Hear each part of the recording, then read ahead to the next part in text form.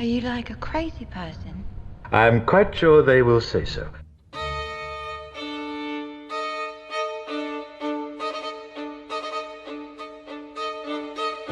Now, hats, coats, galoshes over here. But hurry, please. We have so much time and so little to see. Wait a minute. Strike that. Reverse it. We're not like you! We're grown-ups! I don't know what we're yelling about! I've not come for what you hoped to do. I've come for what you did.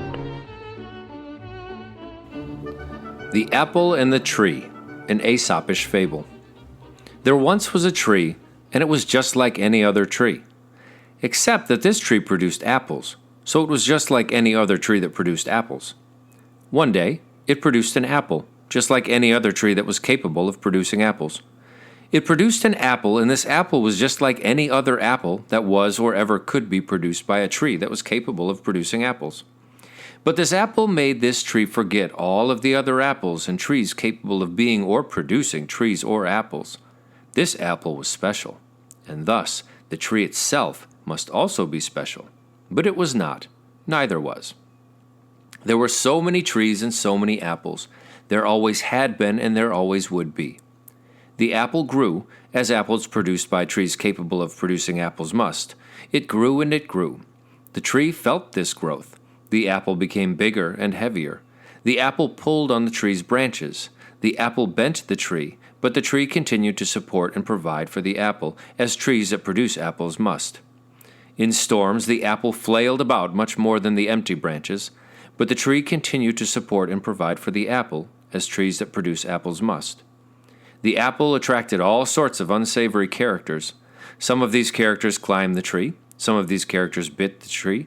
Some of these characters reached out for the apple, but the tree continued to support and protect the apple, as trees that produce apples must. But something that trees that produce apples must also do is let go of those apples.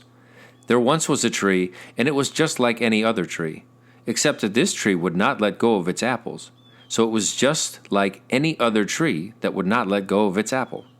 The apple grew, the apple aged, the apple spoiled, and all the time it was aging and spoiling the tree as well.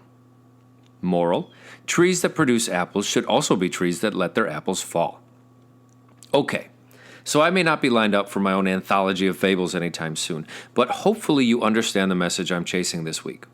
More so during quarantine, pandemic, virtual, hybrid learning than ever before in probably the history of modern-day education has the phrase, "the apple doesn't fall far from the tree," been prevalent and applicable. The amount of time spent at home or, quote, home school, and that is in hard quotation marks, compared to time spent in any other learning environment, traditional school classroom, a friend's house, the park, has been dangerously out of balance. Allowing myself another aside, this is under the assumption that each child understands that there are different behavioral and performance expectations in different environments, which has also become less clear recently. The sanctity of the classroom needed to be sacrificed for the health of all. There is no question that socially responsible decisions needed to be made. But herein we see the importance of walking into a classroom. Herein we see the importance of children not being around their parents all day, especially during a school work cycle. Not only is it natural to the development of the child as an independent person, but necessary to allow both the child and parent to flourish for one another, if only by committing to their primary role based on the environment. Consider our apple and our tree. The idiomatic apple does not often fall far from the tree. The occasions where it may must include a hill or a carrier of some sorts. Metaphorically, we are talking about a mentor, friend, or external circumstance that gives the apple power to create its own distance from the tree. And this can go in either direction, though in it all, the judgment remains subjective. Moral Part 2. The influence we are, at the core of our personal human existence, is the variety of apple our children will become, barring any major external factor such as that hill or carrier. If we make excuses, they will make excuses. If we are victims, they will be victims. If we protect them excessively, they will become soft and mushy. If we are fighters, they will be fighters.